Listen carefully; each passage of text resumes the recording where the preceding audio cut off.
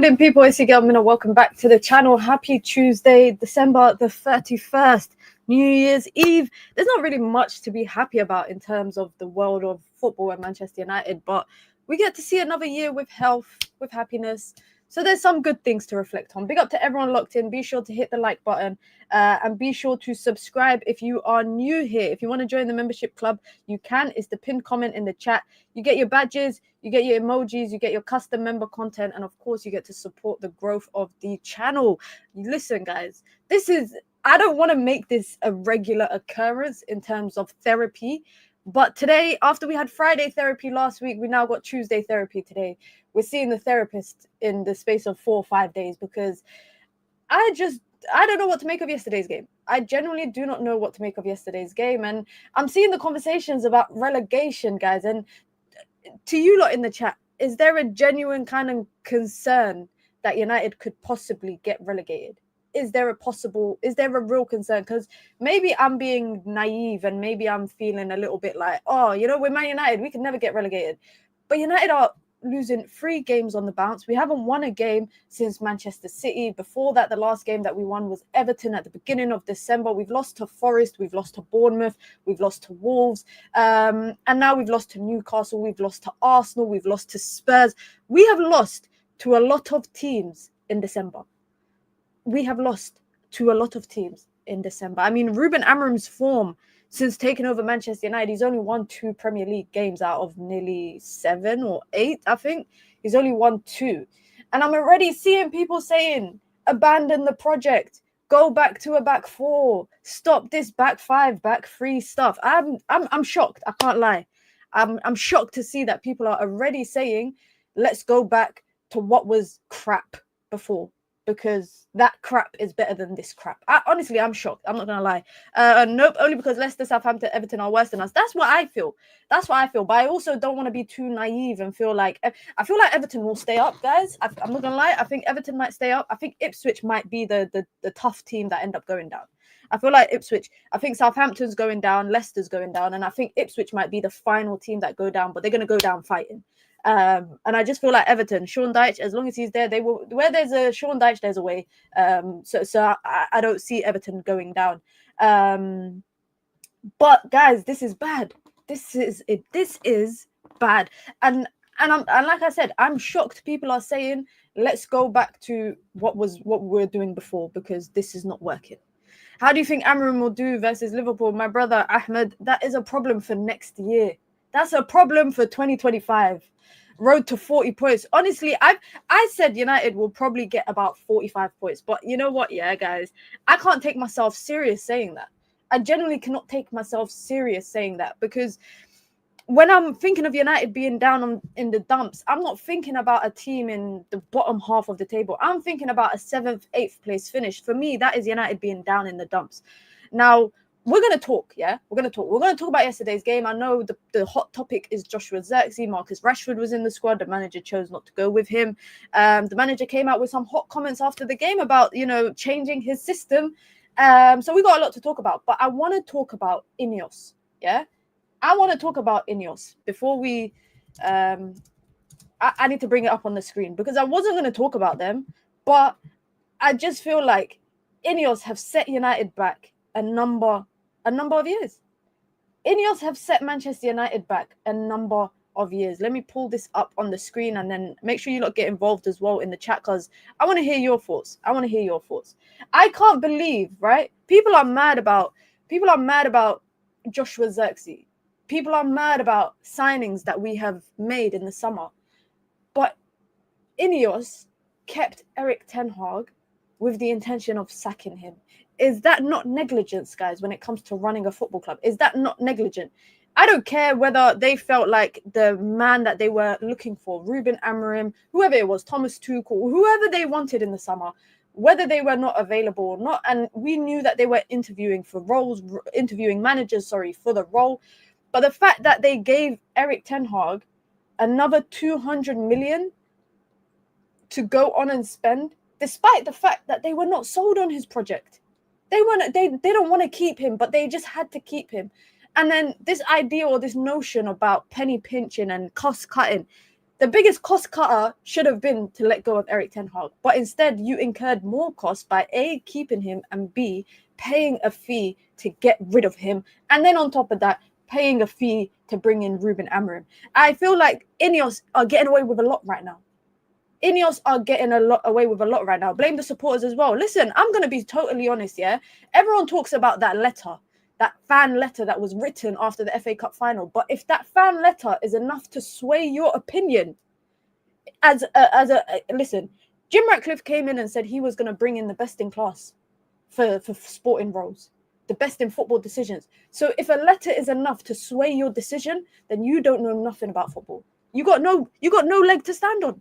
You got no leg to stand on. If you're, because people are saying blame the supporters, yeah? Fans are fans. Fans are emotional. Fans are emotional. Everything that fans do and say is going to come from an emotional perspective, right? That shouldn't be enough to sway the decisions of the top dogs. A letter written by a random fan online and co-signed by other people, it shouldn't be enough for INEOS and Sir Jim Ratcliffe, and the football minds that he's put in place. That should not be enough to sway their decisions. So stop blaming fans that wrote the letter. Yeah, that letter was, they shouldn't have done that. But at the end of the day, I am not going to tell fans how to support the team. I'm not going to tell, if people feel like writing a letter is how they can best convey their opinion and their thoughts, fine. If I want to convey my opinion, I'm just going to set up a live stream and talk to you guys. Everybody's got their own kind of thought process. But INEOS kind of bragged about this idea of the best in class. The best in class, the guy that you chased for 6 months, yeah, who was on gardening leave, then you paid his release clause or whatever it was, and then you sack him after 5 months and you want him to be the fall guy. Isn't it funny, guys, yeah? And I'm no conspiracist, I'm no conspiracist, yeah? And I'm joking, guys. I love a good conspiracy theory, yeah?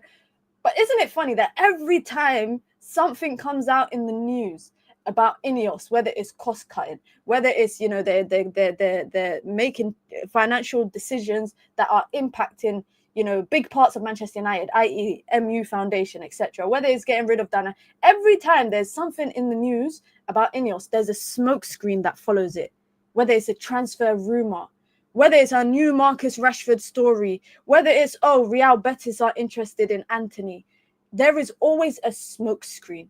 There is always a smoke screen. INEOS is getting away with it just because the other party of ownership are the worst and literally sucked every penny possible from Manchester United. I saw a report that said that when INEOS took over Manchester United, it was actually a lot worse than what the Glazers made it out to be during the takeover process, which is why they find themselves in this position. But equally with saying that, you blew 200 million in the summer to sign players, in my opinion, that you don't even know whether they fit into the team. And on top of that, you had the intention of changing the manager. Why would you let him spend another 200 million? INEOS put Amorim in this position where he has very little time with the players due to come in mid-season. We could have had a proper reset in the summer with Amorim. INEOS caused this. Let me ask you guys a question. Would you guys have been happy with an interim just to see the season out and let Amorim come in the summer? Because I'm not going to lie, I look at Amorim sometimes. I feel sorry for him.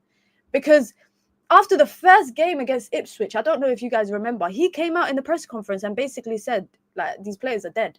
He didn't say that verbatim, but he alluded to that idea that the players and what he's seen in training has shown that players are not sufficient for what he wants to do. It was after one game.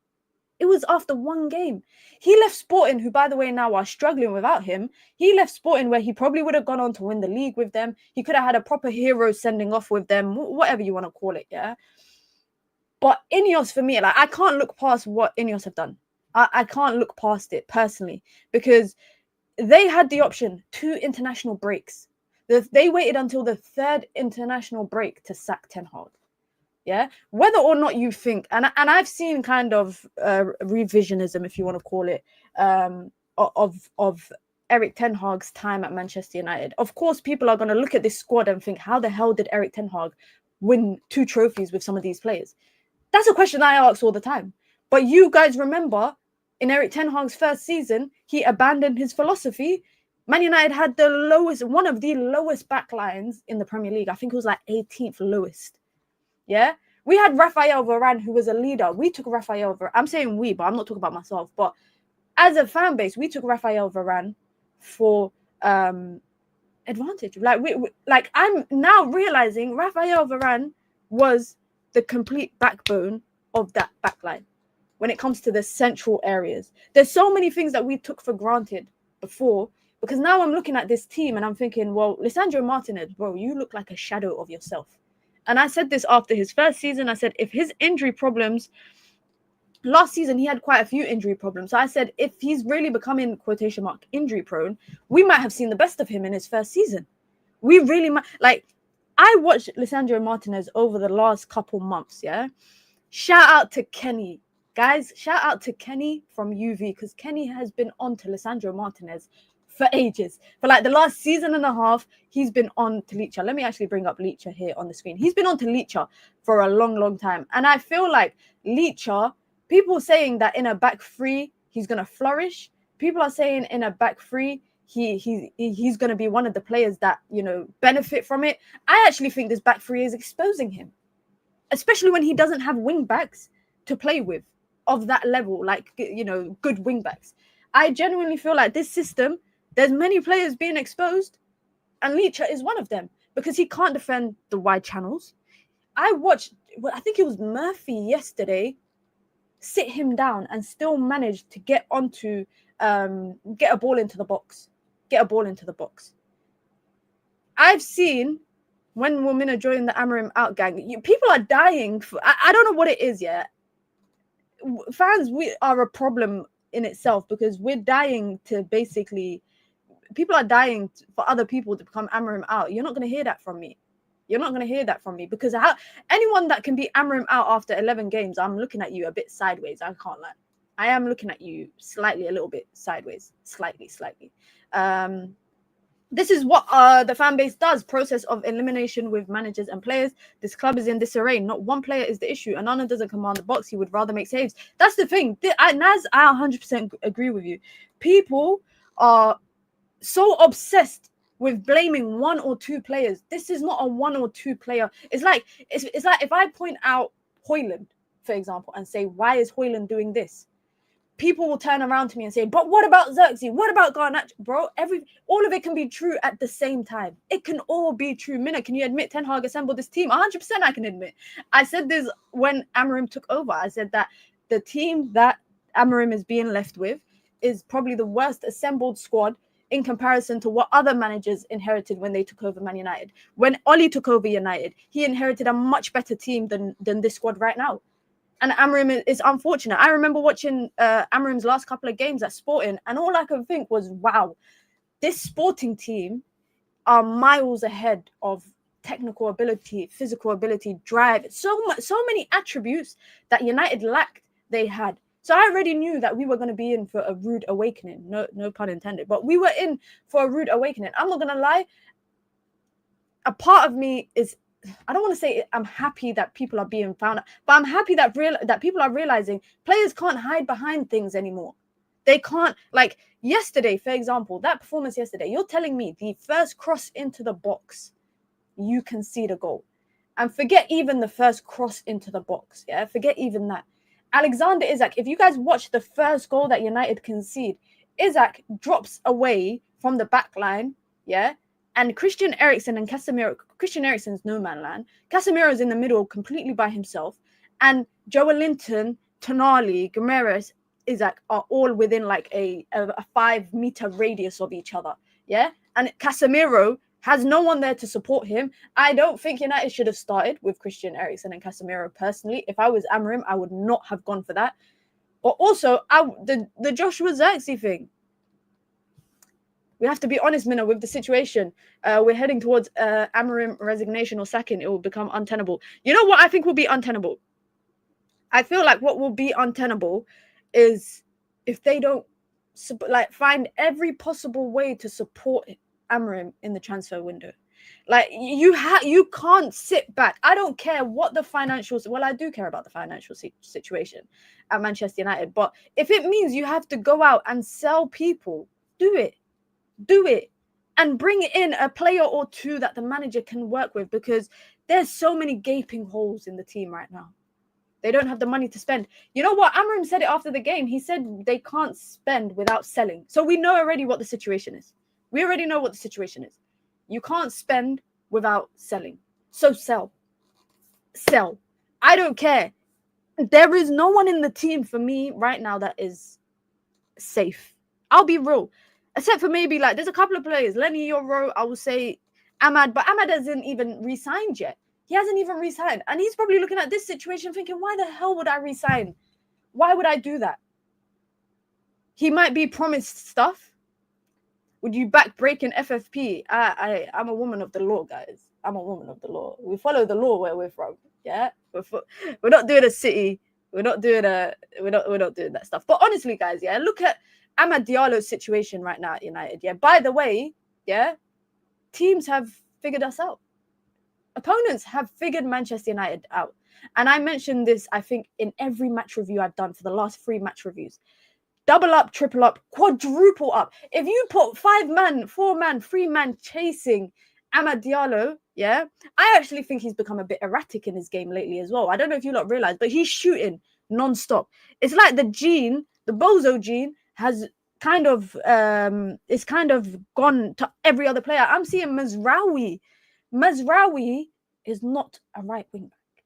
Maybe he can play there with when he's coming up against maybe an attacking winger that cannot maybe do much. But there he's exposed. He's exposed in terms of, I think, not in a bad way, but in terms of his, like yesterday I watched United. United stopped a Newcastle chance on the edge of the box. United's backline solid, just a straight backline. Yeah, Mazraoui, Diallo, neither of them darting up the pitch to get forward.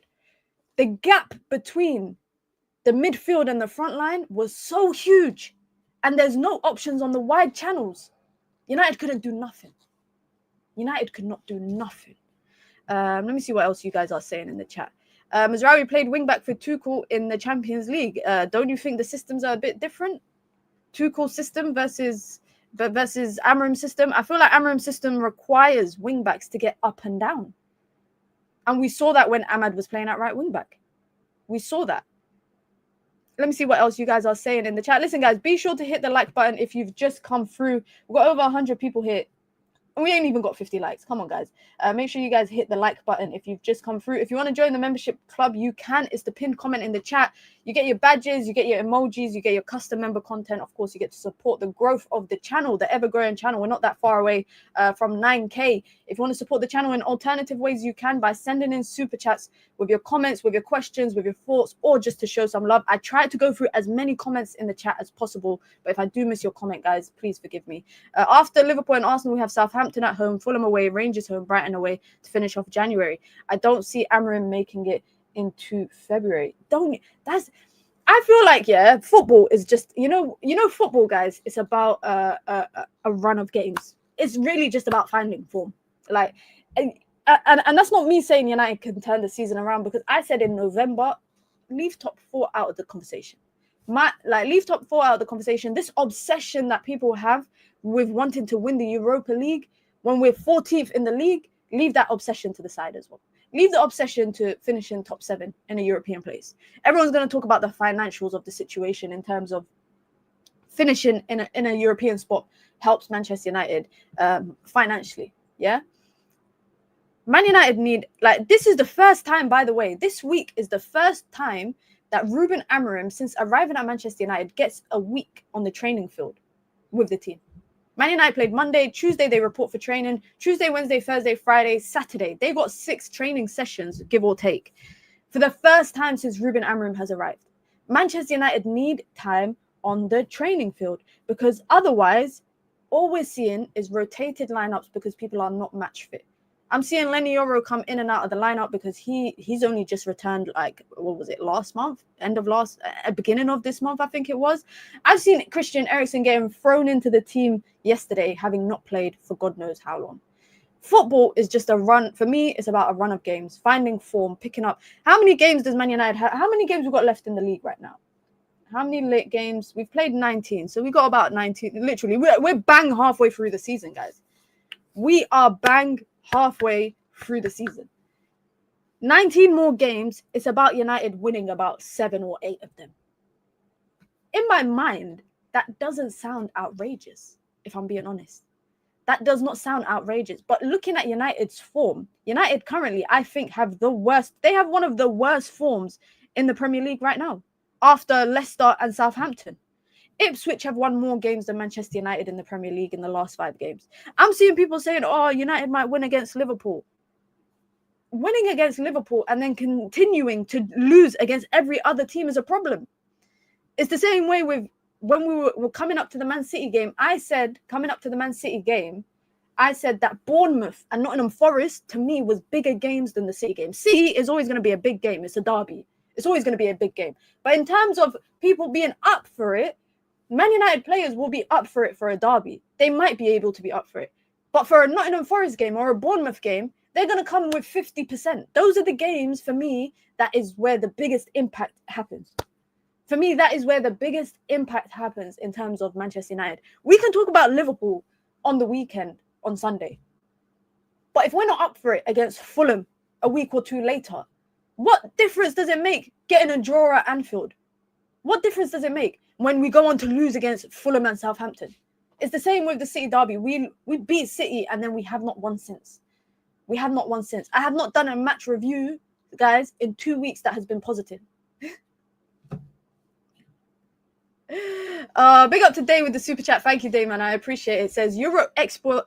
Oh, I know Euro expert. We work together at the Athletic.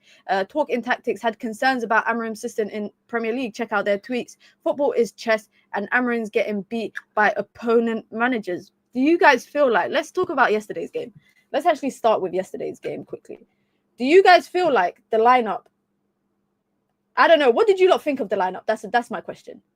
What did you guys think about? Because we're going to talk about Joshua Zirkzee. We will talk about Joshua Zirkzee. I think we have to. For me, it's the fullbacks are so dire at Manchester United. The fullbacks at Manchester United are so dire. Saw Casemiro and Eriksen in the starting 11 and wanted to cry. Guys, I'm not going to lie. I think it was very naive of Amorim to go with those two in the middle. I feel like I'm trying to understand the logic, the logic behind why Amorim chose to do that. He probably thought Zirkzee in the 10 makes up for the physicality or the lack of physicality that Manchester United might have in the midfield, right? But I'm going to be very honest.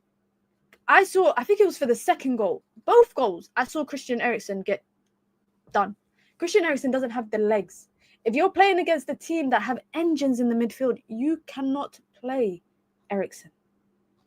You cannot play Christian Eriksen. If we're playing a Europa League match where United's going to dominate possession or have 60% possession, okay, cool. Play Christian Eriksen. For 50, 60 minutes, no problem. But I think it's very naive to put Christian Eriksen in a midfield when you're coming up against the likes of Joe Linton, you're coming up against the likes of Bruno Guimaraes, you're coming up against the likes of Tonali, you're coming up against Alexander Isak, who drops deep. Yeah, Manchester United yesterday had no, I think, answer for Alexander Isak's all-round number 9 play. Whether it was the link up, whether it's the dribbling, whether it's the getting into the box, they had no answer for it. They had absolutely no answer for it. Casemiro, for me, he made me laugh a little bit. He made me laugh a bit because he took a shot, guys, outside for like 40-yard screamer, guys. That just summed up Man United's game for me.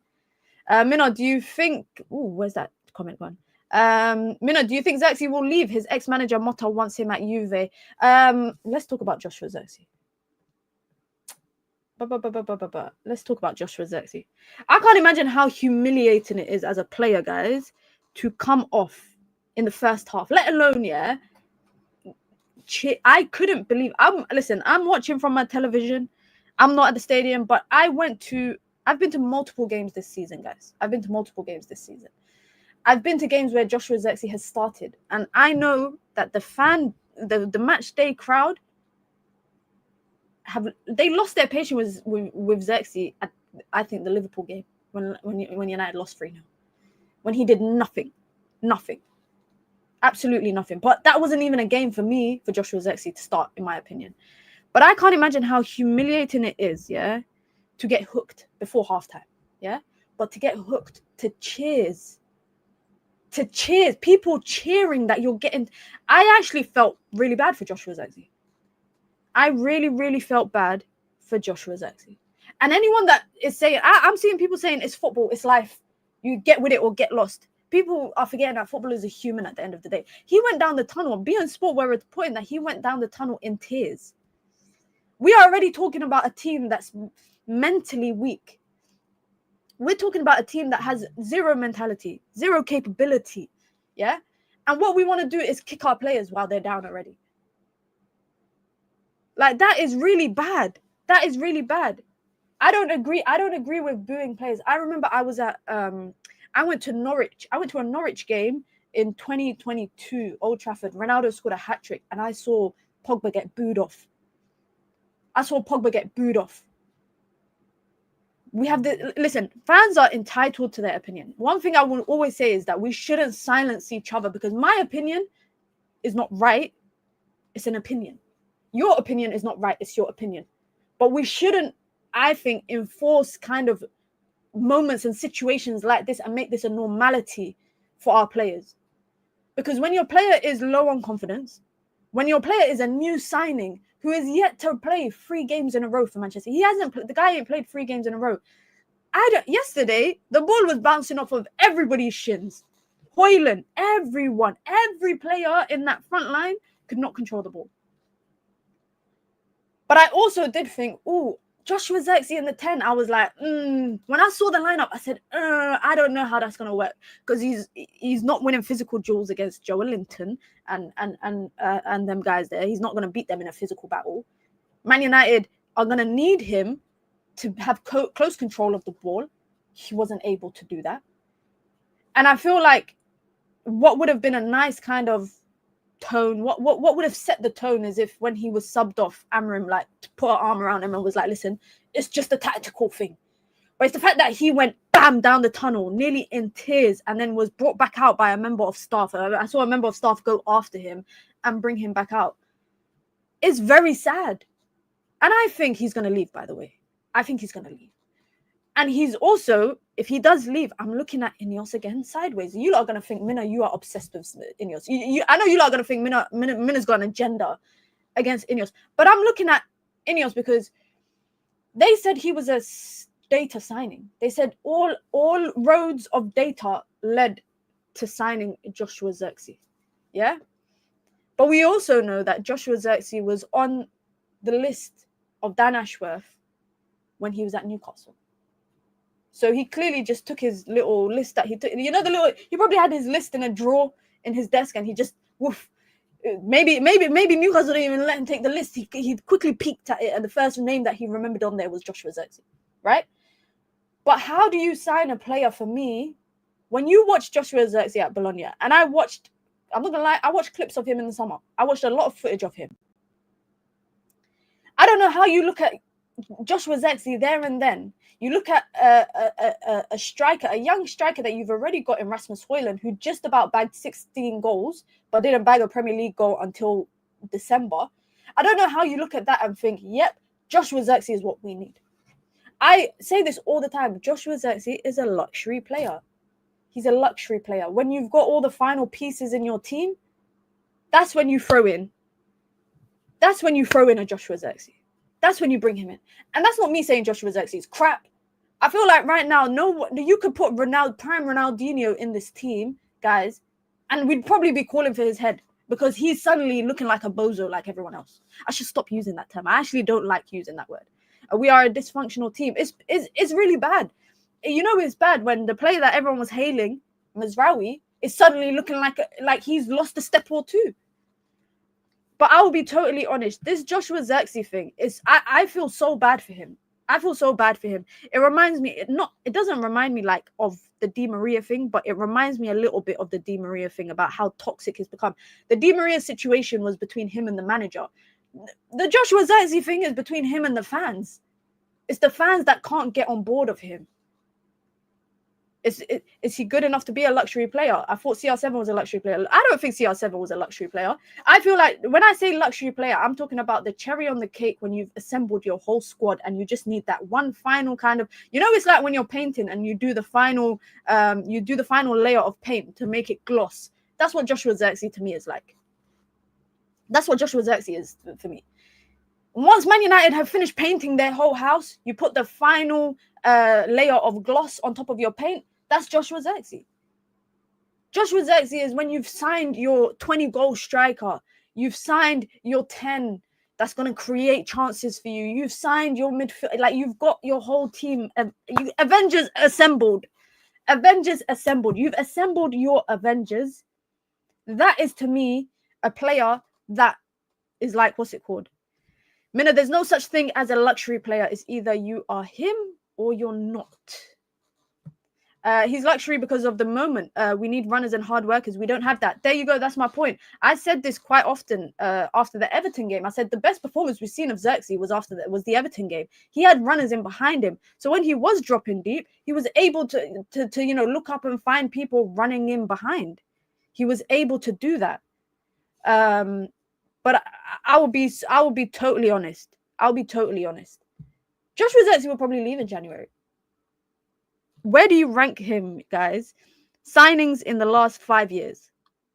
Yeah, should we say signings in the minute? It's clear as day you have agenda on INEOS. Do you guys think I got an agenda against INEOS? Honest question. Honest question. Do you guys think I got an agenda against INEOS? But just quickly on Joshua Zirkzee, guys. Last 5 years, where do we rank him in terms of signings if he leaves in January? That means he did a 6-month spell. That's work experience. We can't even say that.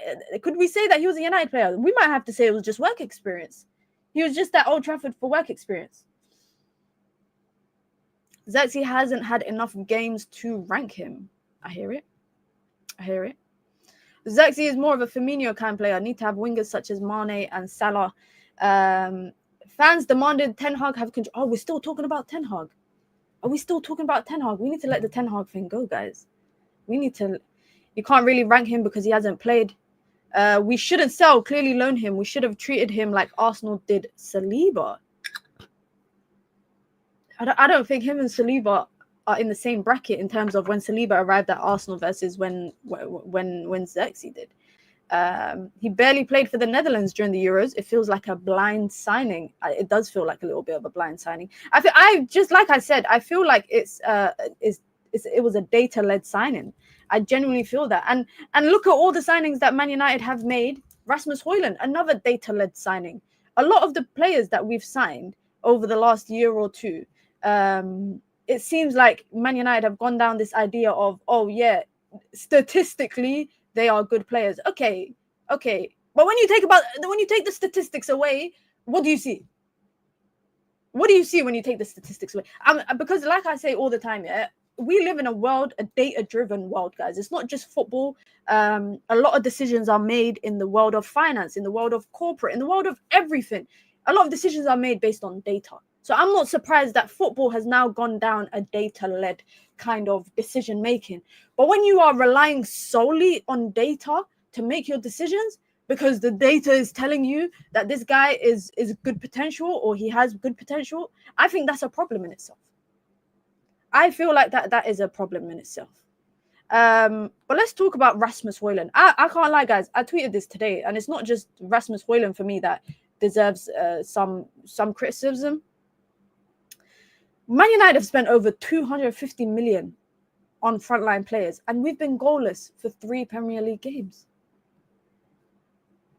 We have been goalless for 3 Premier League games. Anthony, Mount, Zirkzee, Hojlund. And you know what?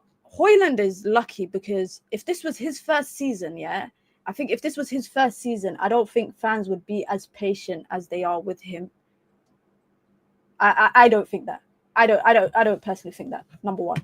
Number two, the concept of age is what a lot of players get. Who's Mount? He's another player that Man United might have to look to move on.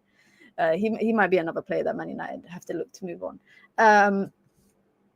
I watched Hojlund yesterday, and I don't know what I was watching.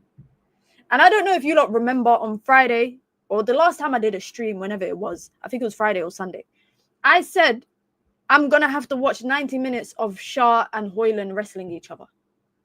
Even when, I don't know if you guys, I can't remember when it was, but a Newcastle player had the ball. He was driving towards Man United's box. Hojlund tried to tackle him. Like, not tackle him, rugby tackle him. I think it was Joe Linton, and Joe Linton, you know, he's a strong guy. You're not dragging him to the ground that easy. But I thought, even on the defensive end, you're wrestling people. Forget what you're doing on the offensive end. Even on the defensive side of the game, you are wrestling people. I do not blame Rasmus Hojlund for his price tag. I blame Manchester United for it. Like I always say, a player, I don't think a player can. He's got no involvement in the price that a club plays for him. But what frustrates me is when I watch Hojlund, he's not a kid. Yeah, let's be honest. He's not. He's got experience. This is his third year, if we want to say, as a starter or regularly playing first team football. This is his third season, right? So at this point, I feel like you should come to grips, and you should be coming to grips with what you've learned over the last year or two. You should absolutely be coming to grips with it. But he hasn't, number one. Number two, I think what is difficult for me, I think he's got some good ability. I genuinely do think. I think he can strike the ball very well when he gets the opportunity to strike the ball. But Hojlund makes horrible runs, guys, on and off the ball. If you watch Hojlund on and off the ball, he has the worst decision making as a striker, as a number 9, when it comes to making runs. There was a particular thing I've actually, guys, you know what's funny, guys? You lot are going to think I'm crazy. I watch games on the TV, on my television, but I also watch it on my phone because I want to take screenshots of particular moments. And there's this one particular moment here. Let me see if I can. I need to airdrop it to my laptop so that I can pull it up. Let me pull it up, because there's one particular moment early in the game. Literally, it's like 2 minutes in, and that kind of set the tone for me. That kind of set the tone for me. That's when I realized what United were going to experience, yeah, in terms of Hojlund on and off the ball. Let me see if I can pull these pictures up. Okay, yeah, I should be able to. Yeah, there you go. Open. Okay. I got receipts, guys. So nobody can tell me I got an agenda, because I keep receipts. I literally watch the game on my phone and on my laptop, so that I can, and on my TV, so that I can, when I notice stuff, I can take screenshots. This is 2 minutes into the game, guys. Just before this, I don't know if you guys remember, just before this, over here, Ahmad kind of puts pressure, I think it's on Bruno Guimaraes. Mazraoui nicks the ball, gives it to Christian Eriksen. Christian Eriksen got the ball here, yeah? He's looking. I'm thinking, okay, cool. Hojlund is going to I'm watching the game. I'm thinking, Hojlund's going to run this way. He's not going to run that way, because there's already a player there. I'm thinking he's not going to run that way, but he does. He does run that way. So Christian Eriksen ends up holding the ball. Joshua Zirkzee stationary. He's not moving himself. I'm thinking, okay, you ain't got pace, because you can't really hit the line, yeah? But in Amorim's system, with the wing backs that he's envisioned, there should be a wing back here already. The wing back should be here, but there's no one there. Joshua Zirkzee's not moving. He's stationary. Christian Eriksen holds onto the ball a little bit. Then he tries to find Hojlund, and this is what made me laugh, guys.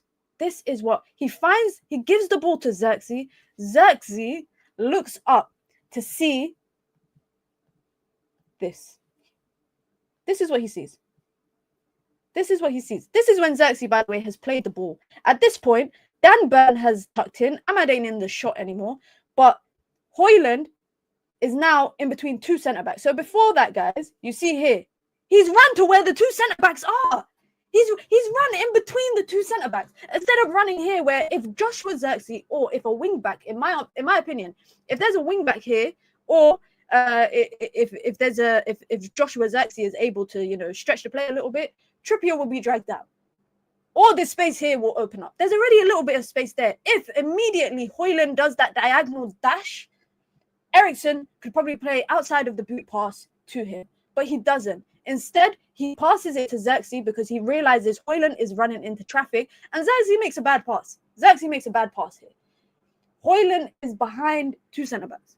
And when I saw that, I thought, this can't be real. This can't be real. Now, there's times where Hojlund makes good runs and people don't find him.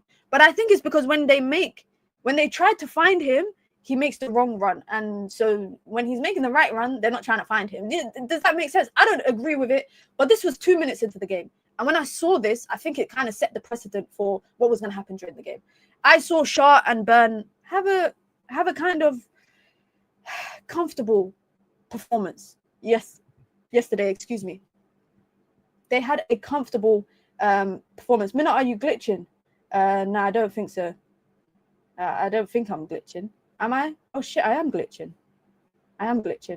My room is overheating right now. That's the problem. That is the problem. I need to turn my heater off. If I'm still glitching, guys, let me know. Let me know if I'm still glitching on your end.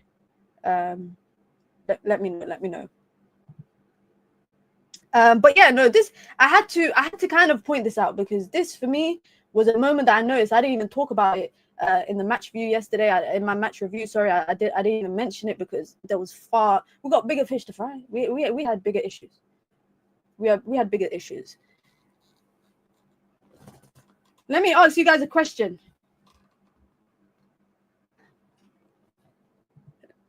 Big up to Matthew, says, Mina, I'm slowly becoming a fan along with Alice Talks Football. Shout out to Alice, man. She works hard. Shout out to Alice. A bit bored of the other Man United YouTube channels. Matt from Singapore. Shout out to everyone in Singapore. Your room is overheating and you're wearing a massive pink hoodie.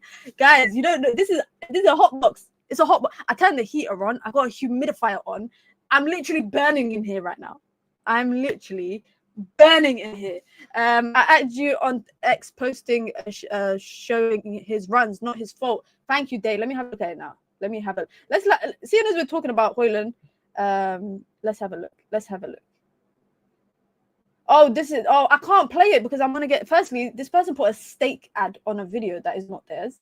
I'm not gonna. I can't play the clip, unfortunately, because of copyright. I ain't trying to get done for. You lot are trying to get me demonetized. I haven't seen people calling out Casemiro yesterday for booting the ball out of the stands. By the way, something Bruno gets crucified for. Yeah, I laughed at that. You know, guys, yesterday, I'm not gonna lie, watching yesterday's game, if you don't laugh, you'll cry. If you don't laugh, you will cry. You know what? Yeah, the Casemiro miss that shocked me a lot because I think it was Kobe played him the pass and he actually has time to even take a touch and shoot. And even if I think it was Trippier running in behind him, if Trippier takes a little barge on him, you're winning a penalty. You're going to win a penalty. He took it first time. The most unserious shot. Big up to Adam, bro. I hope you're doing well, bro. Alhamdulillah, I'm well. Caspin stealing a wage. He's our highest earner, $350 a week. Casemiro doing his Johnny Wilkinson impression. I ain't heard that name in a long time. I can't lie. I ain't heard the name Johnny Wilkinson in a long time. But honestly, what can I say? Yeah, Casemiro was a player for me who looked like he was getting phased out, and then he was called upon because United had no Ugarte. They got no Bruno, right? Reportedly, by the way, there are reports, can I say, that the Saudi investment fund are looking at Casemiro as a target for Al Nassr. I don't know how much United will get for Casemiro. I don't know. But respectfully, I actually think Casemiro should not start in it. Like coming on to wrap up the game if United are winning. Yeah? If you're coming on to wrap up the game, okay, cool. No problem. But there is not a world in 2025 that Manchester United in 2020, guys, we're going into 2025. We should not be having Casemiro playing. We should not have Casemiro starting games for Manchester United. But you know what, guys, we find ourselves in a McTominay, Fred, we're better than Eriksen and Casemiro. Based on what? Because again, revisionism is a big thing. You don't know, I loved Fred. I don't think we appreciated enough what Fred did. Suddenly, when Fred leaves, we got a midfield that can't run. Suddenly, when he leaves, we got a midfield that can't run. I'm very worried for Manchester United and Ruben Amorim, guys. Not because I feel like the performances are going to get worse, because I genuinely do not see on the horizon any resurgences coming in this January window. I do not see Man United signing anybody unless we sell people, or I think the best thing United can do from an FFP perspective is sign someone on a loan with an obligation to buy it in the summer. I think that is the best option that they could do. Or signing free agents for the summer. Amorim will be gone in January. Damn. No wins incoming. What's it? Let me look at our fixture list for January. Come on. Let's have a look at the fixtures. Oh my god. Oh my god. Yo, we got a lot of games in January. This is the fixture list in Jan. Liverpool at Anfield, FA Cup, Arsenal. Is it safe to say that United are out of the FA Cup, guys? Is it safe to say that United are out of the FA Cup? Because that's not going to be an easy game. Man United versus Southampton, followed by Man United versus Brighton, Man United versus Rangers. The thing is, though, the first 2 weeks of the month, Man United have a week in between games. And then after that, it's back to a game every 3-4 days. Which is what I complain about all the time. December, United struggled with it, guys. United really struggled. So January, they are going to struggle it as well. Southampton is the most must-win game we've ever had. If we don't win that 6-pointer, we are finished. Yeah, Rangers is not going to be an easy game. But I'm not even bothering about talking about Rangers, guys, because I don't care about the Europa League. And I know you lot might not agree with me, but United have bigger problems than to worry about winning the Europa League. I'm sorry. If United win the Europa League, you know that that's just a smokescreen in front of what the biggest problems are, what the big main problems are. It's just a smokescreen. We need to be honest with ourselves. People want to win the Europa League, rightfully so, for financial reasons. Not to boost morale or to boost confidence. It's not any of that. Man, I feel like everyone just wants to win Europa League just so that we can get into Champions League and get slapped. And humiliated. I'm dreading the thought of... the thought of being in Champions League next season, absolutely, I'm shivering. Because that is prime time football. At least Europa League, yeah? I know that. Not if United playing on a Thursday right now, not everyone's going to be watching it in terms of rivals. But Champions League, everyone's watching. The world's watching Champions League football. And you want us to be humiliated on the Champions League stage as if we weren't already humiliated the last time we were in the Champions League. And I actually think this league format will be harder for United. And the reason why I think it'll be harder for United is because you can draw 2 people, I think, from each pot, which means you could end up with a Real Madrid, you could end up with a Barca, you could end up with any of these big teams, and you can end up playing them away from home. And you ain't got a leg to stand on because there's no, I'll see you on the reverse fixture. Like, I actually think this league format right now, how it is in the Champions League for a team like United, is worse than the group stage format. At least maybe with the group stage, we had the kind of quotation mark, Old Trafford, we're going to be at home. Yeah, we'll see you on the reverse leg. Even though we didn't win any game, I think it was in the Champions League at home. I don't watch Champions League full of cheating. Oh, man. I don't care about the stats, but the midfield had some energy. Under Amorim, Fred, Ugarte, McTominay can be impactful players from sub with Mano around for rotation. It's better than what we have right now. The thing is, I don't even know what United are going to do with what we have right now. The team need to do whatever it takes to avoid relegation. That's the stance I'm at, guys. You know what? Hellboy, that is the stance that I'm at right now. Just avoid relegation, man. Just avoid this is me being naive, guys. Maybe this is me being naive, but I'm seeing these conversations about relegation, and I'm like, United's not gonna get relegated. We might be in a relegation scrap, i.e., be 15th, 14th, but I don't see United dropping into 90. This would be the craziest clip, by the way, guys. This would be the funniest clip. Me saying I don't see United dropping into relegation zone, and then maybe United drop into the relegation zone next month. I don't know. But maybe I'm being naive, where I don't believe United will drop into the championship. Maybe it's me being naive. I think United will stay up by the skin of their teeth, maybe. And I also think the teams that are bad, i.e. the teams that are in relegation zone, are worse than United, even though some of them gave us a good fight. Even though the Ipswiches, we drew to Ipswich. Who else is in the bottom of the Southampton? We beat them 3-0. Who else?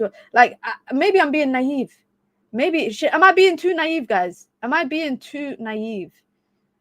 Ipswich, Leicester City, Southampton.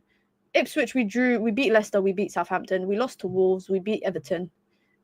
We drew with Palace. That's all the teams that are below us.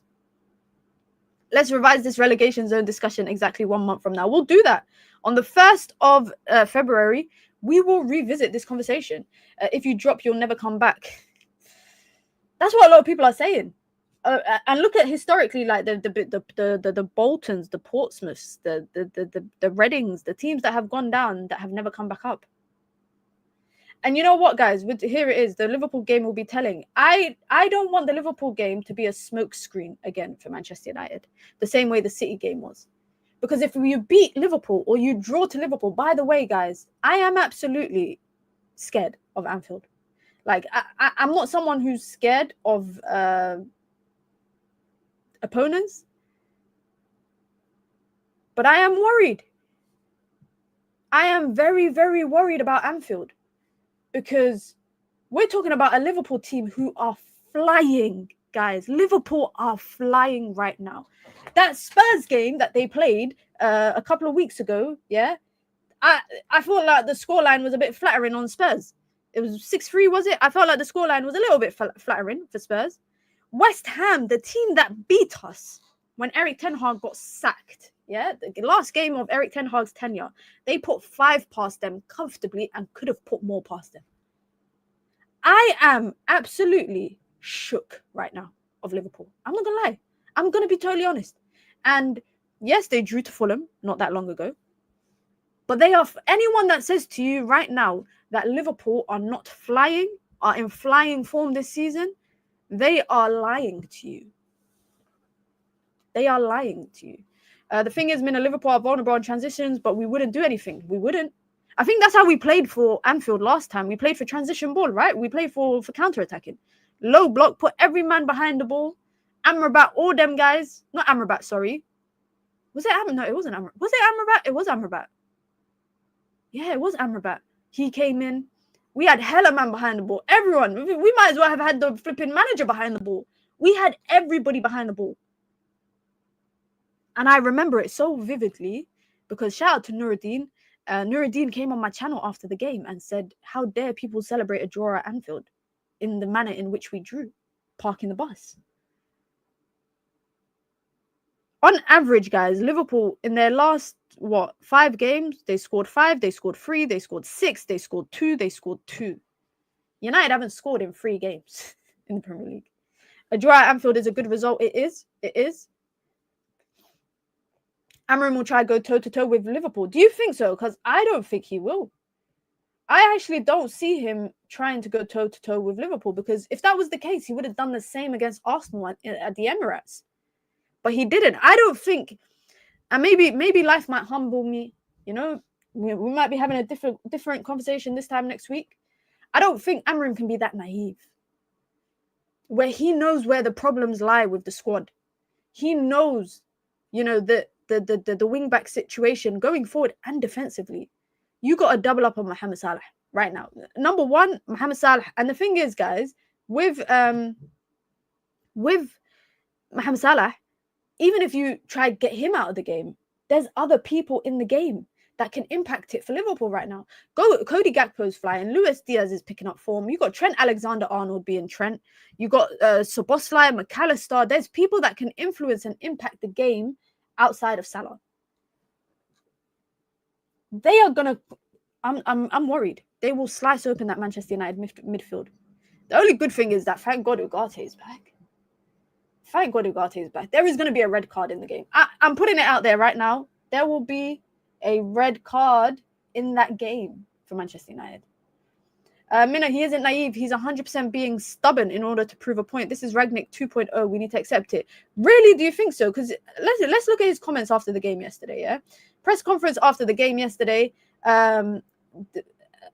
journalists try to stick it on him. Is Bruno back? Yeah, Bruno's back, guys. It was only 1 game suspension. It's just a 1 game suspension for Bruno because it was a 2 yellows, isn't it? If it was straight red, it would have been 3 game suspension. But Ruben Amorim was asked after the game. Yeah, I don't know if you guys seen this. He shut down a journalist who suggested that Ruben Amorim should change the system back. He said, when you have a changing coach, especially in this club, it is because they are not winning. The players play specifically in the system they were brought for and chosen perfectly for that system. In that moment, he says, with 2 years working in pre-seasons, they were losing. That is very shady, by the way. He's throwing shade at the previous manager. So I'm going to change that system that I don't believe in to win games. It doesn't make sense. That's what he said. That was his exact words. He's basically saying it wasn't working for 2 seasons. They brought me in. So why should I now go back to the system that was not working when they weren't winning games and they weren't they were losing? Why should I go back to it? And he has a very valid point. He has a very, very valid point. He then went on to be asked about Marcus Rashford. Because we ain't even spoken about Marcus Rashford yet. He was asked about whether he made a statement by not bringing on Rashford. He said, I think about the team. You guys think a lot about Marcus. And I think about the team. I'm not making a point. He said, I don't want to arrive here and make excuses. I think people are tired of excuses in this club. Our club needs a shock. And we have to understand that. Let's quickly talk about Marcus Rashford. Because he was... I'm not gonna lie, I was shocked when United Menace, shout out to United Menace in it, because United Menace is always tweeting 100% factual information. United Menace tweeted that Rashford was going to be part of the matchday squad, not because the manager was re-enlisting him, but because of suspensions. And I'm not gonna lie, at no point did I anticipate, there is no point that I anticipated Marcus Rashford would be brought on by Ruben Amorim. Which is the truth. I did not think at any point Amorim would bring him on. I thought he's just there to make up numbers. Now, in a team that's struggling to score goals, and I know the bar is in hell, guys. The bar is in hell because Marcus Rashford is United's top goal scorer in the Premier League with 4. And that's not me saying he should have been brought on, but I do think Amorim is making a point by not playing him. He's basically saying this guy is not part of my plan. He is not part of my future. He's not part of my plan. He's just not at all. He's not it. And clearly Amorim has seen stuff that we're not able to see, right? And maybe he's seen stuff that previous managers have seen and haven't been able to really action. Because people talk about Marcus Rashford, by the way, like he's the flipping big bad wolf of Carrington. Like he owns, like he runs the club and managers can't. If managers want to drop him, they can drop him. It's just that managers historically relied on Marcus Rashford. Ollie played him through injury, injections, delayed surgeries because he relied on him and that front line that had built a relationship of being able to score goals. So this idea that Marcus Rashford is the big bad wolf of Carrington and he runs the place, I don't buy it because Amorim has come in and dropped him. Not only dropped him out of the starting 11, he's dropped him out of the matchday squad for consecutive games. And he only brought him in because he didn't have enough players. I would have personally, guys, personally speaking, and you lot might not agree, if Amorim had no intention of playing Rashford on the yesterday against Newcastle, and you got no plans for him in your team, you don't want him in your team, I would rather you have left him out of the squad and just put an academy guy on the bench, put an academy kid on the bench. Either or, then neither of them are going to play. I feel like this Marcus Rashford situation is dragging out too much, right? You lot remember the whole fuss that was kicked up after the him being dropped for the derby, right? It was all over the papers, and since then it's just in the papers non-stop. People saying bringing on Anthony over Rashford was him showing Rashford blah blah blah is just making our manager look dumb. Well, Anthony came on as a wing back. If Anthony came on in the 10, I would criticize Amorim and be like, yo, how are you bringing on Anthony ahead of Rashford in the front line? But you're not putting Marcus Rashford at wing back. Let's be honest. You're not putting him there. You're putting Anthony there. So I don't know how people say that. Doesn't really matter, man. I'd rather watch the kids than see this live. I'm curious to know at what point does Amorim say, you know what? I can't play some of these guys. I'm going to play the academy kid. Do you think Chido, Obi Martin, they might just be like, you know what? In you come, Chido. You're getting promoted a lot earlier than what we anticipated you would be. He's just putting him in the squad just to stop the questions about him. But this is Manchester United, and media will keep talking about him. 100%. You're just giving him things to talk about. We're just giving him things. We're giving the media stuff to talk about. Just a quick update, guys, on Alejandro Garnacho. This has come from Chris Wheeler at the Daily Mail. Says that Manchester United are unlikely to sell Alejandro Garnacho. Bro, he had a bad performance yesterday. But you know what? I can't single him out. I will not single Garnacho out. I think it was like 10 minutes into his substitution, I realized he was on the pitch. I was like, hold on, is that Garnacho? But I can't single him out because everyone was crap. But I think one thing I've realized is that 10 space is not for him. But anyways, back to the news. Manchester United are unlikely to sell Garnacho, but a combination of factors could make Manchester United consider any offers. This includes a fee and paying off a lower value contract. That's something that United would consider. Now we remember, I think Garnacho got a new contract last season. I think it was last season. 2023 he got a new contract. I don't anticipate that he's on big wages, but he's probably on a long contract till like 2028. One thing I do know is I just don't know. I don't think outside of Ahmad, I don't think anyone is naturally made for that 2-10 role that United have right now. Personally speaking, I feel like Bruno is finding his struggles and is very evident. I feel like Rashford is not made for that 2-10 role. I don't think Garnacho is there either. And one thing that I realize about Garnacho, and it actually doesn't bother me a lot. Actually, it bothers me a little bit. When Garnacho is on, yeah, why is it suddenly Dalot wants to play so advanced as a wing back? Because Garnacho is naturally drifting out wide as well. So now you've got two players on the left side, and then that little half space in the 10, no one's there. But when is Bruno playing there? Dalot, or when is someone else playing there? Zirkzee there, etc. Dalot doesn't want to get advanced, but the second Garnacho gets advanced, comes on the pitch, Dalot wants to be the most advanced player and the most advanced wing back.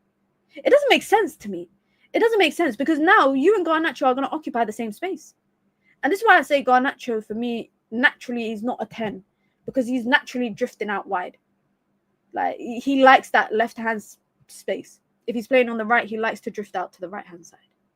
Whereas when Ahmad is playing, Ahmad kind of alternates a bit from right to left. He goes from the wide channels to the central channels.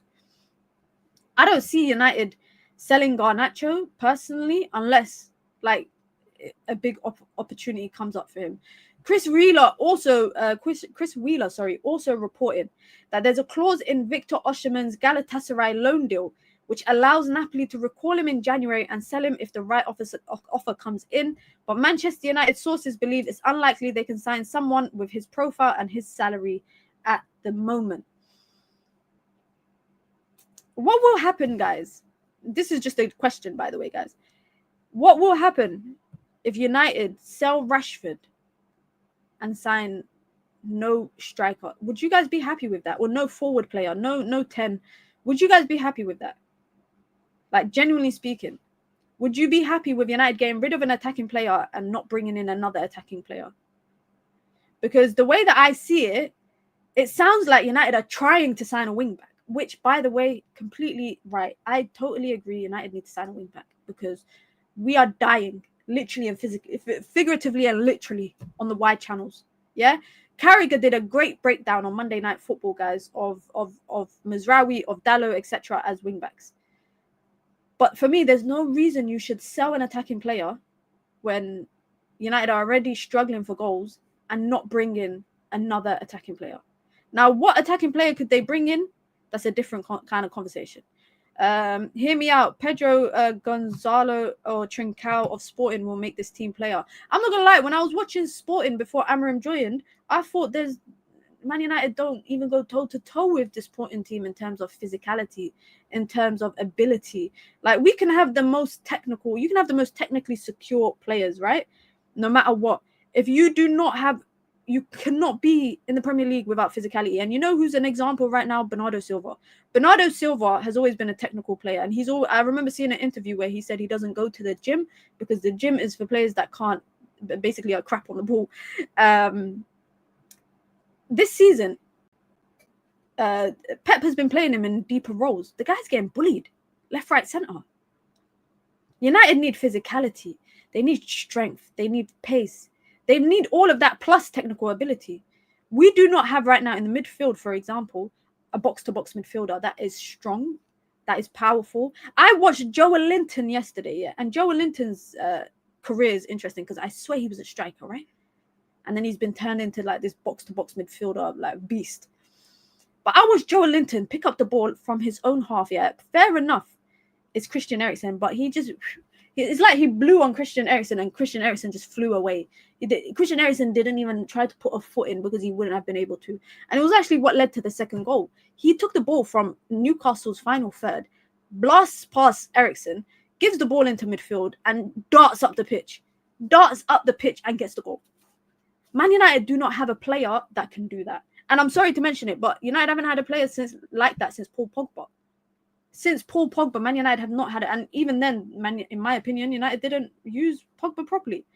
They if you want to say, misprofiled him. But listen, guys, be sure to hit the like button if you've just come through, or if you've been here this entire time and you've not hit the like button. Please do hit the like button. It really helps with the algorithm, especially as a growing channel. If you want to join the membership club, you can. It's the pinned comment in the chat. You get your badges, you get your emojis, you get your custom member content, and of course you get to support the growth of the channel, the ever-growing channel. If you want to support the channel in alternative ways, you can by sending in super chats with your comments, with your questions, with your thoughts, or just to show some love. You can do that as well. It really helps me get to the stream goal. Before we go on to the next topic, it's New Year's Eve, guys. What is everyone doing for New Year's? I know if you're in Australia, it's probably already midnight over there. But what do you guys actually do for New Year's? Because New Year's for me is like, at first, I don't celebrate New Year's. It's not a celebration that I celebrate. But I like the idea of a new year, because it's like a fresh beginning. I'm doing something called 75 hard, guys. Yeah, it's the wallpaper on. I'm actually doing 75 medium. It's the wallpaper on my phone. I'm trying out some new stuff. So I'm gonna try eat healthy. I'm trying to cut sugar out of my diet, so no more sugar for me in terms of my tea, my coffee, etc. What else? I'm trying to be more active. Try do a number of steps. I'm trying to have an early bedtime. There's so much I want to do this year. You know, for my birthday this year, I'm turning a big milestone. So I need to take care of my body. Yeah. I'm old, but I like the idea of a new year because it's just like a new start kind of thing. I'm going to try read more. I've read like 7 books this year. That's very bad. I used to read 7 books in a month when I was younger. Turning 20. Yeah. But let me know what you lot are up to for New Year's, because I'm curious to know. Play games with the fam, eat dinner, watch the London fireworks on TV, then bed. You know what is the biggest scam that we don't talk about enough? That the firework display in London used to be free. It used to be free to go to. And now, the Sadiq Khan, I swear you have to pay for it. You have to pay for it. Everything in this country has been turned into a financial gain for the government. Because firework now I don't know if you like, I've never been to a firework display in central London, but in other areas in London, you can go and watch firework displays for free, because communities have now come together, and like they do it in some, like in my area, they do it where they, you know, the local people in the ends, they come together and they do a firework display for the kids. They knock on everyone's door, tell them come out at midnight, guys, or 10 minutes before midnight, come out. We're going to do a firework display, because this government are charging people to go watch fireworks. They're going to start charging for walking. Yeah, we won't even be able to breathe soon. They're going to be like, oh, you breathed. I was in Sydney in 2022 for NYE, and we had to pay. I think most places, like I don't think Dubai is like that, but Dubai, they do the firework display at the Burj Khalifa, and getting a restaurant in that area is a myth. Like, no more biscuits. Yeah, no more biscuits, man. No more biscuits, no more snacks. Like, I don't know, man. I'm going to try my best. I'm going to let you lot know how it goes. I'm going to try no fizzy drink as well, because I drink way too much caffeine drinks. So I'm going to try. It's going to be new. You know when people say new year, new me? I legit mean it. It's going to be new year, new me. Remember when phones came with chargers and Tesco bags were free? They ruined it. Remember when phones used to come with headphones? Now your iPhone, if you buy an iPhone, it's nothing.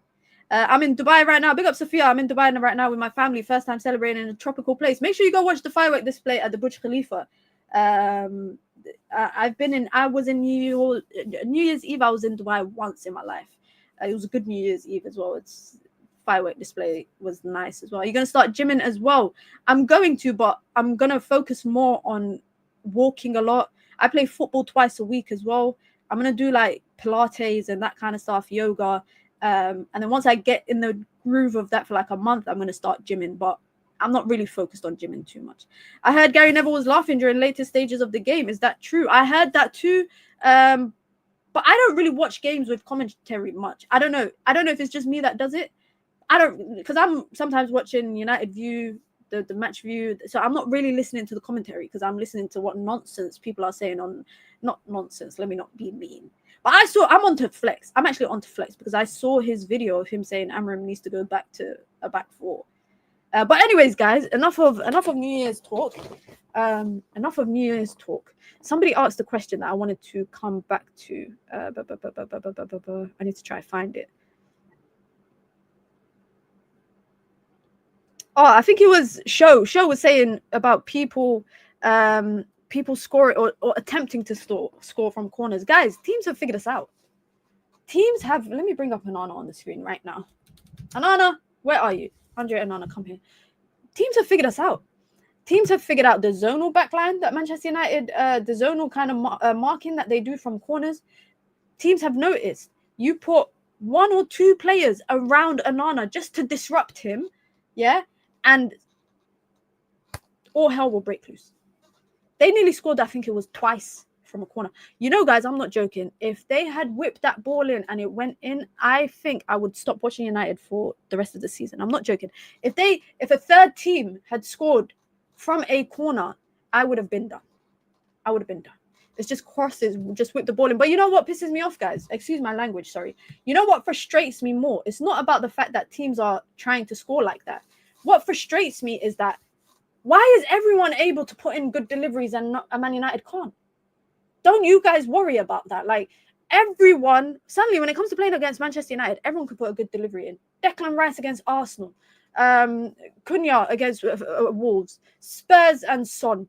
Trippier, we know Trippier is good at it. Why is it everybody can put in good deliveries in the box and Man United can't? I swear to you, United can't put two good deliveries in a row. Forget deliveries, minute. They're trying to score direct. Yeah, that's even worse. That means you believe in your delivery so much that you believe you can score from a corner.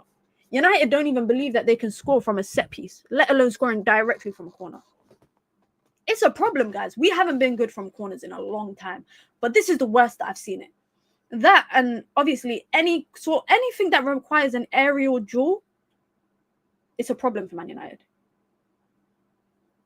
Anything that requires an aerial duel for Man United right now, it's a problem. We don't have physicality. We don't have height. And if we do have height, it's flimsy height. It's wasteful height. How can you be 6'3" and you can't jump? It reminds me of being in the NBA. If you're 6'9" and you can't dunk, I'm looking at you sideways. I've never seen an NBA player, guys, who's 6'8", 6'7". I've seen Nate Robinson in the NBA who was 5'10". He could dunk, yeah? If you're in the NBA and you're 6'6" plus, 6'5" plus, and you can't dunk, the genetics has gone to waste. So if you are a football player and you're 6'3" or you're 6'4" and you can't win a header, it's a problem. It's a problem. Maguire not jumping yesterday on that Isak goal got me raging. You know what pissed me off about that, yeah? Excuse my language again. But you know what frustrated me about that? Nate was 5'7". That's even worse. I thought Nate Robinson was my height. That's even worse. He's 5'7" and he had crazy hops. He had crazy hops. But what annoyed me about Maguire yesterday, guys, is after that, just in the first goal in particular, he turned around and started shouting at Casemiro, basically telling Casemiro, why are you not tracking the runner? But the way that I'm looking at it is that you are the central centre-back. Your job should be to watch the centre forward because you are in the middle. He's in the middle.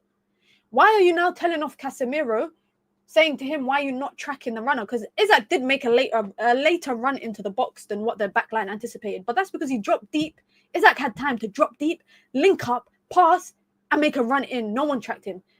Martinez watched him run past him. Maguire looked back at him, saw him running, and didn't even position himself well for an aerial duel. Yeah, he didn't do that. And the funny thing is Isak, I think the ball took a deflection, and Isak, the header wasn't the best. It wasn't like a bullet header, but he headed it into the ground. Onana's not going to save that.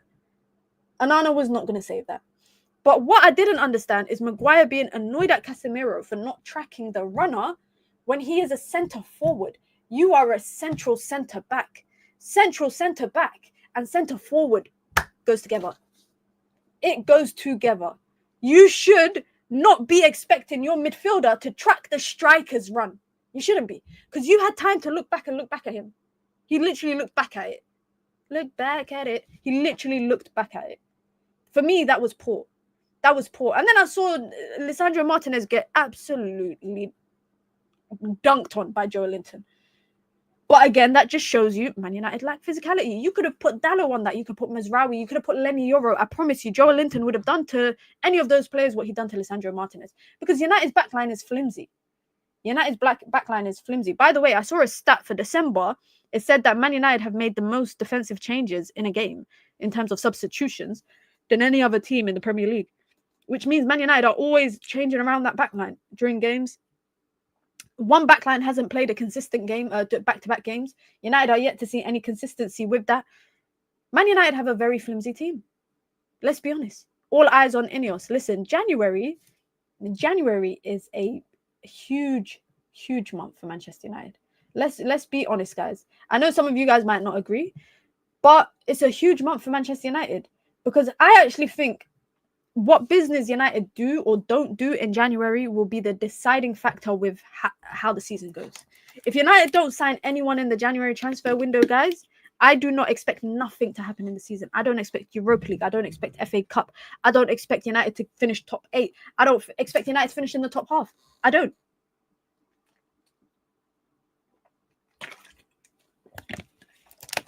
Nothing happening probably. Yeah, I don't even think anything will happen unless, like we said, unless we see sales, unless we see players leaving. United historically don't sell well. They sold okay in the summer. They also don't really sell in the January transfer window. The only way I see Marcus Rashford leaving, if I'm being totally honest, is if he goes out on a loan and then an obligation to buy. I don't think Man United can afford to have him being excluded from the matchday squad continuously. They need to find, like the first week of January, there needs to be a solution for Marcus Rashford. They can't let it drag throughout the entire month and then on deadline day, like they did with Sancho, find a solution. They can't afford to do that. They have to find a solution for the Marcus Rashford situation immediately. If there's other kind of potential players leaving, then you need to find alternatives because there's no way United can sell in January. They can sell Rashford, they can sell Cass, they can sell Anthony, and they don't bring anybody in, or they bring in one player. You are you're setting yourself up for failure. You are setting up the manager for failure if you get rid of multiple players in January and only replace one, in my opinion. If no new signings, then INEOS out. A lot of you might be INEOS out then because I don't see any signings on the horizon. If I'm being 100% honest, I don't see any signings on the horizon. But listen, guys, this has been a wonderful, wonderful therapy session. Who's live? Let me see if nobody is live right now. I can't even redirect. To anyone. Let me see. Oh shit, I forgot about it. We got the Straight Jacket podcast at 5:30. Oh my god, I need to bring earplugs, man, because I know Nuruddin is going to shut the place down. So I hope to catch a lot of you guys on there for the Straight Jacket pod. You know what? Let me just redirect to there. You lot can remember that we will be live. What time are we live? 5:30. We'll be live inshallah at 5:30 over there. Min a 12-hour stream. Should I do one for charity? Should I do it? I couldn't do a 12-hour stream, guys, because I can't eat on like in front of a camera. So like, you want me to starve for 12 hours straight? I can't do that. I really can't do that. But I was considering during this period of doing a 12-hour stream, but I realized, I was like, you know what? Let me actually not do it because, you know, it's too depressing. I can't sit there for 12 hours and just complain about Manchester United. I like having this kind of therapy session because it's helpful, it's useful. It's like, it helps me. It helps me. For your mental health. I won't. Trust me, I won't do a 12-hour stream. Trust me, it's not in my like content kind of path. If you guys know what if you don't know what it is, man, but you know what it is. But listen, guys, it's the end of the year. 2024 has been a kind of ridiculous one, you know. In terms of football, a lot has happened for Man United. Like I feel like I've lived 3 football seasons in one calendar year. I can't believe that the FA Cup final was only 6 months ago. I can't believe that Man United won an FA Cup 6 months ago. I can't. What was your high, your most high, your biggest high of the year for Manchester United? What was it? And please don't be mean and say Ten Hag getting sacked, guys. Don't say that. I would actually say, I don't even know if, I think beating Liverpool for me in the FA Cup quarters was a bigger high than winning the final. And you know how ridiculous that sounds? That sounds really ridiculous to say that winning in a quarter final was it. But that feeling is a feeling I don't think I will ever feel again for Manchester United in terms of beating the manner in which it happened, the chaotic style of football. Of course, then we still had a semi-final to play and then a final. That semi-final was very underwhelming. We got through by the skin of our teeth against Coventry. And beating Man City was also a high. I think beating Man City in the cup final, Kobe getting a goal, yeah, that was a high as well. But there was lows. There was a lot of lows. You know what's funny? The biggest low that sticks out to me is probably, I don't know, Crystal Palace was a low. That 4-0 was a low. Biggest high for me living in America was going to Old Trafford in October to watch United beat Brentford. Come on. Been supporting them since I'm 12 and I'm 37. Love that. I've been to quite a lot of games this season. In terms of what game was my biggest high for Man United? I think I watched United beat Everton at the end of last season. My biggest low this season would have been the Liverpool game. I can't believe I went to that game. But my biggest football high, guys, was going to the Champions League final. Like, I actually forget that was this year as well, because this year has been so long in my personal life and etc. etc. It's just been a very long year that I forget 6 months ago I was at the Champions League final. I hope I can go again in the new calendar year. I hope so. But I watched Man United women win a FA Cup final as well in Wembley. I went to Wembley quite a lot. This calendar year. And then other stuff that I'm doing outside of YouTube. If you lot do not follow me on Instagram or Twitter, guys, then you're missing out a lot, because I post outside of Manchester United stuff. I post a lot of stuff that I do in the football world on Instagram. So like Sky Sports stuff that I do, the Zone. I'm working right now with EA Sports for some stuff which will come out soon. So make sure you lot follow me on Instagram. Right here, you see all my platforms. Socials are the same. Everyone's saying FA Cup final. Yeah, FA Cup final. Fair enough.